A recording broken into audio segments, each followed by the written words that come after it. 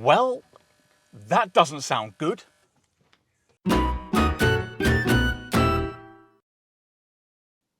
Hello there. Today we're in the Nissan Primera P12. There's a hole in the exhaust and we're going to fix it. Hopefully.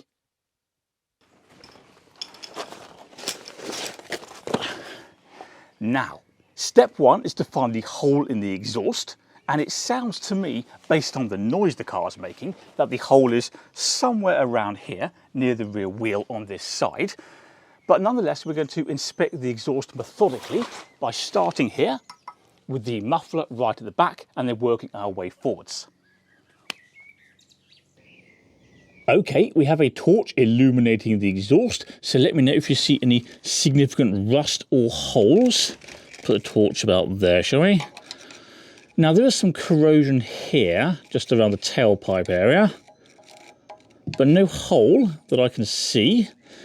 Now some years ago on this car I had an exhaust fail right here on this seam, but this one looks okay.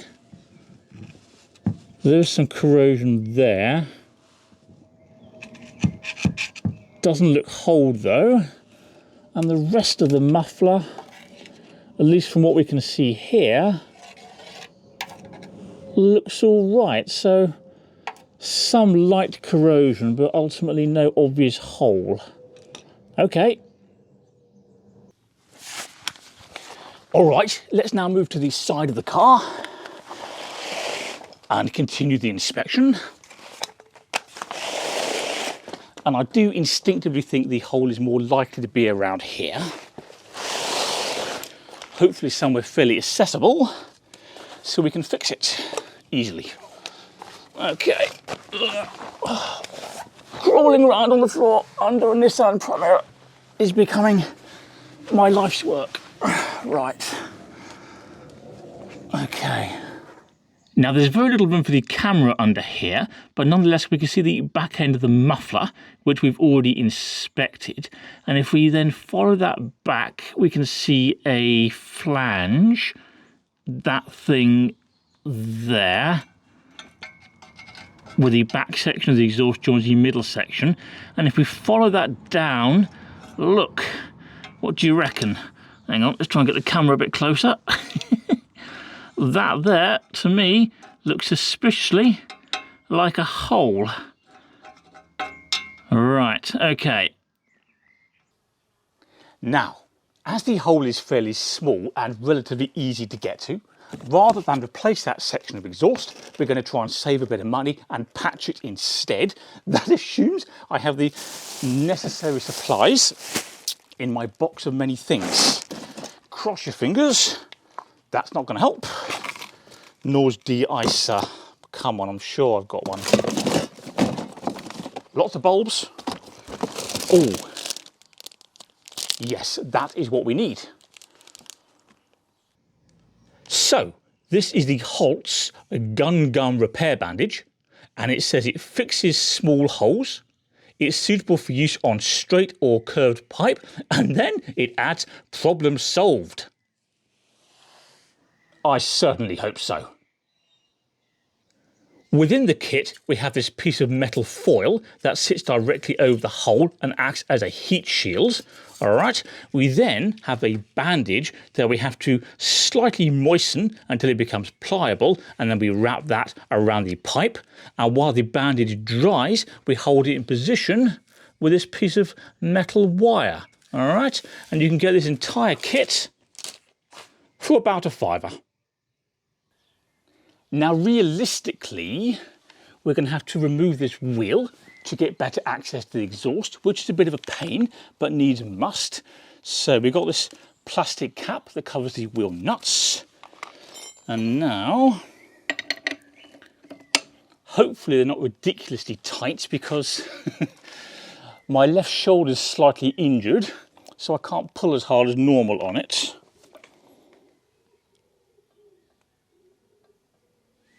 Well, that's certainly tight enough. As my shoulder's injured, I'm going to have to push with my foot instead, which I don't typically like to do. But there we go. Yep. We'll get there.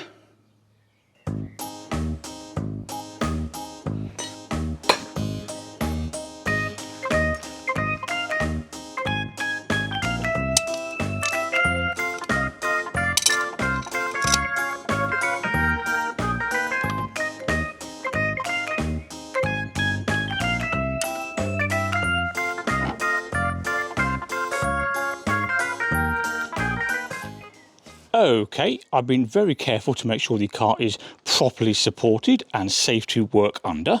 So here at the back we have an axle stand. This of course is the main jack which we're leaving in situ. The wheel here is under the sill just in case something slips. We have a second scissor jack there. And we have an orange chock under each of the front wheels. In fact, the chocks are from a 1981 Datsun Sunny that we had many years ago. They still work. Let's take a 5-minute break, shall we? Because it's really hot today. In fact, the last few days, it's either been torrential rain or burning hot. Now, if this exhaust repair doesn't work, we'll have to buy a new midsection of exhaust. But that's the situation we're in anyway if we don't try with the bandage. So we may as well have a go. It wasn't expensive to buy the bandage and there's not a lot to lose. And potentially a lot to gain.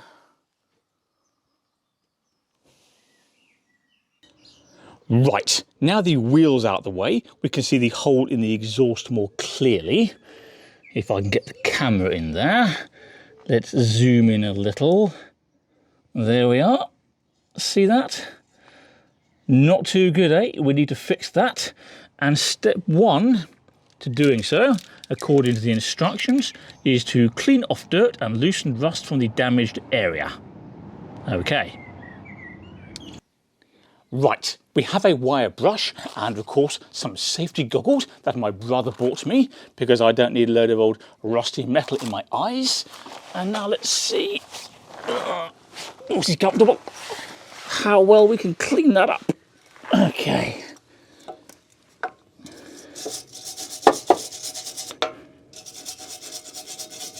At least we can get to it. Well, the more I brush, the bigger the hole gets. So we'll stop there. The area is certainly a lot cleaner than it was. There's nothing particularly loose or flaky. So what we need to do now is put on this metal foil, which is the heat shield, and we'll just temporarily hold that in situ with a little bit of gaffer tape, like so. The exhaust is stone cold, by the way, otherwise we wouldn't be touching it. All right. So here's the bandage that needs to be unwrapped, and now we spray it with enough water to make it pliable, but not so much that it's soaked. We need some magical happy medium. Okay.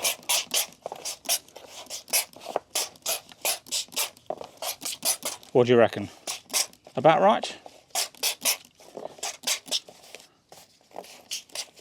That feels pretty pliable to me. Next, according to the instructions, we need to firmly wind the bandage around the pipe without stretching with 25mm overlaps to give double coverage over the repair. Okay. Now it's going to be difficult to get you a good view of this, but we'll do what we can. There's barely room under here for me, to say nothing of the camera and the microphone and things like that. So wrap it tight without stretching. Give it a 2.5cm overlap. And just patiently go around. Okay, round we go. So that's what we got now. The bandage is nicely in place, overlapped, tight but not stretched, but I did have to add a second bandage from a second kit because the first one wasn't quite long enough. Next, as the bandage dries, we need to temporarily hold it in place with this piece of wire.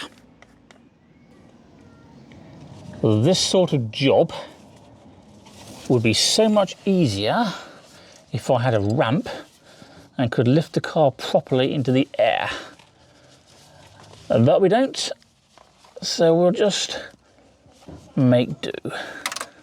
And all will work out fine in the end.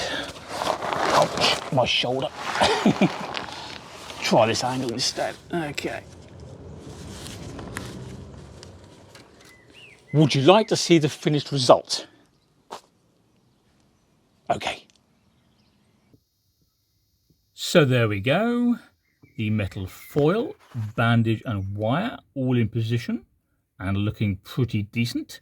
So what we need to do now is put the wheel back on.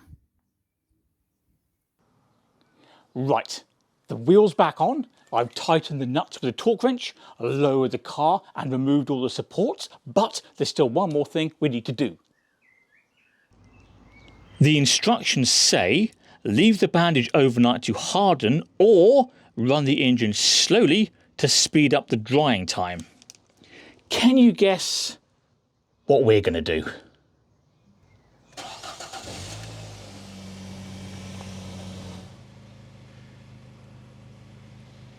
What do you reckon then? I reckon that the exhaust sounds a lot better. I tell you what, I'll put a microphone right down here so you can decide for yourself. All right, and what we'll do as well, of course, is go over here where the hole was and pop the mic under there as well. Sounds pretty good. I may have got my shirt very slightly dirty. To be honest, my trousers aren't looking too good either.